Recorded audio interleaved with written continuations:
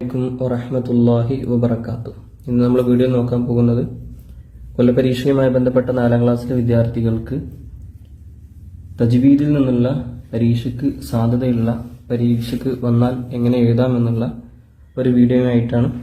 അപ്പോൾ നമുക്ക് ആദ്യ പ്രവർത്തനം നോക്കാം. അതിനു മുമ്പായിട്ട് നിങ്ങൾ ആദ്യമായിട്ടാണ് ഈ വീഡിയോ കാണുന്നതെങ്കിൽ ചാനൽ ഒന്ന് സബ്സ്ക്രൈബ് ചെയ്യുക, അതുപോലെ മറ്റുള്ള കൂട്ടുകാരിലേക്ക് ഒന്ന് ഷെയർ ചെയ്ത് കൊടുക്കുക. ഇതുപോലുള്ള വീഡിയോകൾക്ക് താഴെ കമൻറ്റ് ബോക്സ് ഒന്ന് നോക്കിക്കഴിഞ്ഞാൽ മതി, അതല്ലെങ്കിൽ ഡിസ്ക്രിപ്ഷൻ നോക്കുക. അതിൽ നിങ്ങൾക്ക് ആവശ്യമായ ക്ലാസ്സിൻ്റെ ലിങ്കുകളൊക്കെ കൊടുത്തിട്ടുണ്ടാകും, പേപ്പറുകളൊക്കെ അതിലുണ്ട്. അപ്പോൾ നമുക്ക് ആദ്യ പ്രവർത്തനം നോക്കാം. യോജിച്ചവ ചേർക്കാം. യോജിച്ചത് ബ്രാക്കറ്റിൽ നിന്ന് താഴേക്ക് എഴുതിയെടുക്കുക. ഇതാണ് പ്രവർത്തനം.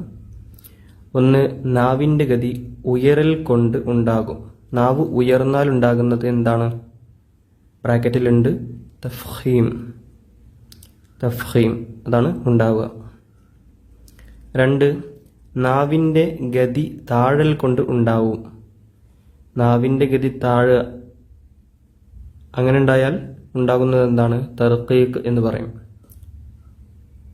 തഫ്ഖീമിൻ്റെ ഓപ്പോസിറ്റാണ് തർക്കീക്ക്. 3. ഖുസ്സ ലിഗ്തിൻഖിൽ. ഖുസ്സ ലിഗ്തിൻഖിൽ, ഇത് എന്താണ്? ഈ പറഞ്ഞ അക്ഷരങ്ങൾ അത് അൽ ഹുറൂഫുൽ ഖമരിയ്യത്ത്. ഹുറൂഫുൽ ഖമരിയായ അക്ഷരങ്ങളാണ് ഇസ്തിഅലാഇന്റെ ഹർഫാണ് കേട്ടോ. ഇസ്തിഅലാഇന്റെ ഹർഫുകളാണ് ഖുസ്സ ലിഗ്തിൻഖിൽ. 4. ഇബ്ഗി ഹജ്ജക വഖിഫ് അഖീമഹു. അതാണ് നമ്മൾ നേരത്തെ പറഞ്ഞ അൽ ഹുറൂഫുൽ ഖമരിയ്യത്ത്, ഖമരിയായ അക്ഷരത്തിൽപ്പെട്ടത്. ഇതൊക്കെ ഖമരിയായ അക്ഷരങ്ങളാണ്. പരീക്ഷയിലേക്ക് അൽ ഹുറൂഫുൽ ഖമരിയ ഏതാകുന്നു ചോദിച്ചാൽ ഈ പറയുന്ന അക്ഷരങ്ങൾ 14 അക്ഷരങ്ങളാണ് എഴുതേണ്ടത്. ഇബ്ഗി ഹജ്ജക വഖിഫ് അഖീമഹു എന്നുള്ള ഈ വാക്ക് എഴുതിച്ചാൽ മതി കേട്ടോ. ഒരു അക്ഷരങ്ങളായിട്ട് എഴുതണമെന്നില്ല, വാക്കുകളായിട്ട് എഴുതിയാൽ മതി. 5. ലാസിം കലമിയും മുഖഫഫായ മദ് 2 തവണ വന്നിട്ടുണ്ട്. ഏത് സൂറത്തിലാണ് ലാസിം കലമിയും മുഖഫഫായ മദ് വന്നിട്ടുള്ളത്? അത് സൂറത്തുൽ യൂനിസിലാണ് കേട്ടോ. ചിലപ്പോൾ അത് പരീക്ഷയിൽ ചോദ്യമായിട്ട് വരും, ഉത്തരം എഴുതാം എന്നുള്ള പ്രവർത്തനത്തിലും വരാറുണ്ട്. 2. പൂർത്തിയാക്കാം. വരി പൂർത്തിയാക്കി കൊടുക്കുക. 1. ജലാലത്തിൻ്റെ ലാമിൻ്റെ മുമ്പുള്ള ഹർക്കത്ത് കസറാണെങ്കിൽ ലാമിനെ ഡാഷ് എന്താ ചെയ്യുക? തർക്കീക്ക് ചെയ്യണം. 2. ജലാലത്തിൻ്റെ ലാമിൻ്റെ മുമ്പ് ഫത്ഹോ ലമ്മോ ആണെങ്കിൽ ലാമിനെ എന്ത് ചെയ്യും? ഡാഷ് തഫ്ഖീം ചെയ്യണം. 3. വായ നിറയും വിധം ശബ്ദം നൽകുന്നതിനാണ് ഡാഷ് എന്ത് പറയാ? വായ നിറയും വിധം ശബ്ദം നൽകുന്നതിനാണ് തഫ്ഖീം എന്ന് പറയാം. 4. ചിലപ്പോൾ ആ 3ാമത്തെ ചോദ്യം ഉണ്ടല്ലോ, ഉത്തരം ഉണ്ടല്ലോ, അതെന്ത് ചെയ്യും? ചോദ്യമായിട്ട് വരും. തഫ്ഖീം എന്ന് പറയുന്നു എന്തിന്? ഉത്തരം വായ നിറയും വിധം ശബ്ദം നൽകുന്നതിനാണ് തഫ്ഖീം എന്ന് പറയുന്നത്. ചോദ്യം വന്നാൽ അങ്ങനെയാണ് എഴുതേണ്ടത്. 4. മദ്ദക്ഷരത്തിന് ശേഷം അതേ കലിമത്തിൽ സ്ഥിരമായ സുക്കൂനുണ്ടെങ്കിൽ ആ മദ്ദിന് എന്ത് പറയും? ലാസിം കലിമിയ് മുഖഫഫ് എന്ന് പറയും. 5. ഹിജായിയായ ഹറഫിലാണ് സുക്കൂൻ വന്നതെങ്കിൽ ആ മദ്ദിന് ഡാഷ്. ഹിജായിയായ ഹറഫിലാണ് സുക്കൂൻ വന്നതെങ്കിൽ ആ മദ്ദിന് എന്ത് പറയും? ലാസിം ഹറഫിയ് മുഖഫഫ്. എന്താണ് ഈ പറഞ്ഞത്?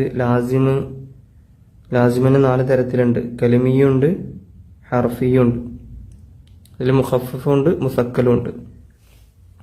അതെന്താണെന്ന് അറിയാത്തവരുണ്ടെങ്കിൽ താഴെ കമൻറ്റ് ചെയ്യുക. അതല്ലെങ്കിൽ നിങ്ങൾക്ക് ഈ ചാനലിൻ്റെ യൂട്യൂബ് ചാനലിൻ്റെ പ്ലേലിസ്റ്റ് പോയി കഴിഞ്ഞാൽ 4ാം ക്ലാസ് എന്ന് കാണും.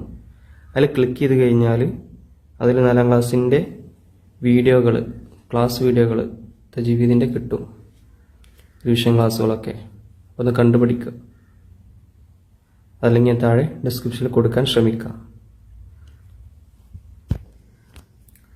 ഇനി മൂന്നാം പ്രവർത്തനം 2 വീതം എഴുതാം. ഒന്ന്, റായിനെ തർക്കീക്കാക്കേണ്ട സ്ഥലങ്ങൾ. തർക്കീക്കാക്കുന്ന സ്ഥലങ്ങൾ ഈ 2 ഉദാഹരണം എഴുതാനാണ്. വളരെ ഇമ്പോർട്ടൻ്റ് ആയിട്ടുള്ള ക്വസ്റ്റ്യൻ ആണ്. ഞാൻ പലതവണ പറഞ്ഞിട്ടുണ്ട്. തഫ്ഹീമിനും തർക്കീക്കിനും ഈ 2 ഉദാഹരണം നിർബന്ധമായിട്ട് പഠിച്ചു വെക്കുക. ഇവിടെ തർക്കീക്കാക്കുന്നതിൻ്റെ സ്ഥലങ്ങളാണ് പറഞ്ഞത്. ഒന്നാം റാഇന്റെ ഹർക്കത്ത് കെസറാവുക എന്നതാണ്. നമുക്ക് തർക്കീഖ് റാ എന്നുള്ള പാഠത്തിൽ പറയുന്നുണ്ട്, റാഇന് കെസറാവുക. റാഇന് കെസറാണോ തർക്കീക്കാക്കേണ്ടത്. അതുപോലെ രണ്ടാമത്തത്, റാഇന് സുക്കൂനും റാഇന്റെ മുമ്പ് അസിലിയായ കെസറും വരികയും റാഇന്റെ ശേഷം ഇസ്തിലാന്റെ അക്ഷരം വരാതിരിക്കുകയും ചെയ്യുക.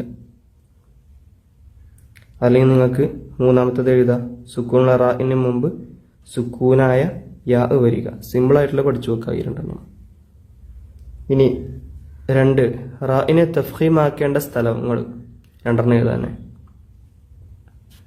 നേരത്തെ പറഞ്ഞതുപോലെ റാഇന് കസറായിരുന്നോട്ടെ, എന്നാൽ തഫ്ഹീമില് റാഇന് ഫത്തുഹോ ലമ്മോ ആവുക. റാഇന്റെ ഹർക്കത്ത് എന്താവുക? ഫത്തുഹോ ലമ്മോ ആവുക. 2, റാഇന് സുക്കൂനും റാഇന്റെ മുമ്പ് ഹറഫിന് ഫത്തുഹോ ലമ്മോ ആവുക. അതല്ലെങ്കിൽ അതിലെ സിമ്പിളായിട്ടുള്ള പഠിച്ചു വെക്കുക.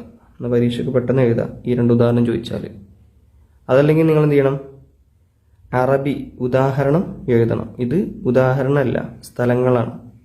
തഫ്ഹീമാക്കേണ്ട സ്ഥലങ്ങളാണ് പറയുന്നത്. ഉദാഹരണം ചോദിച്ചാൽ ഇതുപോലെ എഴുതി കൊടുക്കേണ്ടി വരും. ഇനി ഉത്തരം എഴുതാം എന്നുള്ള പ്രവർത്തനമാണ്. 1, റാഇന്റെ മഖ്റജ് ഏതാണ് റാഇന്റെ മഖ്റജ്? ഉത്തരം, നാവിന്റെ തലയുടെ മുതുകും മേലെ മുൻപല്ലിന്റെ ഊനുമാണ് റാഇന്റെ മഖ്റജ്. 2, ഫകാന കുല്ലു ഫിരിഖിൻ കത്തൗദിൽ അലീം എന്നതിലെ റാഇന് തഫ്ഹീമും തർക്കീക്കും ജായിസാവാൻ കാരണമെന്ത്? ഇമ്പോർട്ടൻ്റ് ആയിട്ടുള്ളൊരു ക്വസ്റ്റ്യൻ ആണ്. അതിന്റെ കാരണം ഇസ്തിലാന്റെ ഹർഫായ ഖാഫിന് കെസറായതാണ് കാരണം. 3, ഹർഫുൽ ലീൻ എന്ന് പറയും എന്തിന്? ഉത്തരം, വാവിനും യാഇനും സുക്കൂനും മുമ്പുള്ള അക്ഷരത്തിന് ഫതുഹുമാണെങ്കിൽ ആ വാവിനും യാഇനും ഹർഫുൽ ലീൻ എന്ന് പറയും. ചോദ്യം 4, ഇദ്ഗാം എന്ന് പറയുന്നു എന്തിന്? ഇദ്ഗാം എന്നുള്ള ചോദ്യം പലതവണ വന്നിട്ടുണ്ട് കേട്ടോ. ഉത്തരം, സുക്കൂനുള്ള മീമിന്റെ ശേഷം ഹർക്കത്തുള്ള മീമ് വന്നാൽ സുക്കൂനുള്ള മീമിനെ ഹർക്കത്തുള്ള മീമിലേക്ക് ചേർത്ത് ഷദ്ദ് ചെയ്യണം. ഇതിനാണ് ഇദ്ഗാം എന്ന് പറയാം. 5ാമത്തെ ചോദ്യം, ഇമാലത്ത് എന്നാൽ എന്ത് എന്നുള്ളതാണ്. വളരെ ഇമ്പോർട്ടൻ്റ് ആണ്. ഇമാലത്ത് എന്ന് പറഞ്ഞാൽ ഏകാര സ്വരത്തിൽ ഉച്ചരിക്കുക. ഇതിനാണ് ഇമാലത്ത് എന്ന് പറയാം. പലപ്പോഴും ചോദിക്കാറുണ്ട്, ഇമ്പോർട്ടൻ്റ് ആണ്. അടുത്ത പ്രവർത്തനം വേർതിരിക്കാം. ഇതിൽ നിന്ന് ബ്രാക്കറ്റിൽ നിന്ന് അൽ മദ്ദുൽ മുത്തസിലും അൽ മദ്ദുൽ മുൻഫസിലും വേർതിരിക്കാം. ആദ്യം നമുക്ക് മദ്ദു മുത്തസിൽ വേർതിരിക്കാം.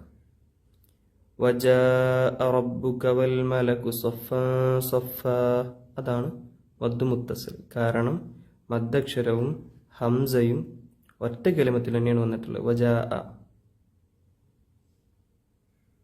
മറ്റൊന്ന് ഖുൽ യാ അയ്യുഹൽ കാഫിറൂൻ, ഇവിടെ മദ്ദക്ഷരവും ഹംസയും ഒറ്റ കലിമത്തിലാണ് വന്നിട്ടുള്ളത്. അതുപോലെ അമ്മ യതസാഅലൂൻ, ഇത് ഒറ്റ കലിമത്തിൽ തന്നെയാണ് മദ്ദക്ഷരവും ഹംസയും തൊട്ടടുത്ത് വന്നത്. ഇനി മദ്ദു മുൻഫസിൽ പറയാനില്ലല്ലോ, ബാക്കിയുള്ളത് ഇന്നാ അഅ്തൈനാകൽ കൗസർ, ഇതിൽ മദ്ദക്ഷരം വേറെ കലിമത്തിലാണ്, തൊട്ടടുത്ത കലിമത്തിന്റെ ആദ്യത്തിൽ ഹംസും വന്നിട്ടുണ്ട്. 2 കല്ലാ ഇന്നഹാ തദ്കിറ, ഇതിൽ മദ്ദക്ഷരം വേറെ കലിമത്തിലാണ്, തൊട്ടടുത്ത കലിമത്തിന്റെ ആദ്യത്തിൽ ഹംസയും വന്നു. മറ്റൊന്ന് അല്ലദീനഹും യുറാഊന, ഇവിടെ മദ്ദക്ഷരവും ഹംസയും ഒറ്റ കലിമത്തിലാണ് വന്നിട്ടുള്ളത് കേട്ടോ. അപ്പോൾ അത് മുത്തസിലാണ് വരിക, മുഫസിൽ പെടൂല.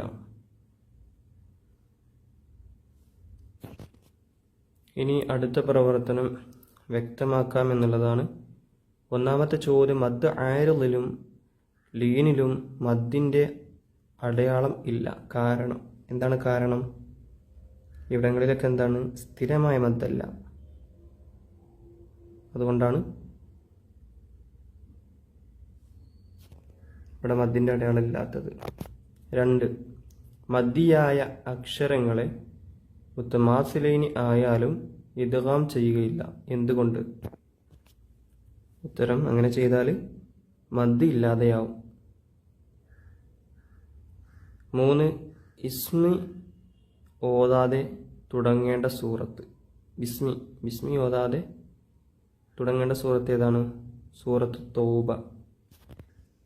4, ചുണ്ടിൽ നിന്ന് പുറപ്പെടുന്ന അക്ഷരങ്ങൾ ഏതൊക്കെയാണ്? ഫാവും അതുപോലെ വാവും മീമും. ഇത് 3 ചുണ്ടിൽ നിന്നാണ് പുറപ്പെടുന്നത്. 5, ഖുർആൻ പാരായണം അവസാനിക്കുമ്പോൾ ചൊല്ലേണ്ടത് എന്താണ്? സദഖല്ലാഹുൽ അലിയുൽ അളീം. ഇതിൽ സദഖല്ലാഹുൽ അളീം എന്ന് എഴുതിയിട്ടുണ്ട്, അതാണ് എഴുതി കൊടുക്കേണ്ടത് കേട്ടോ.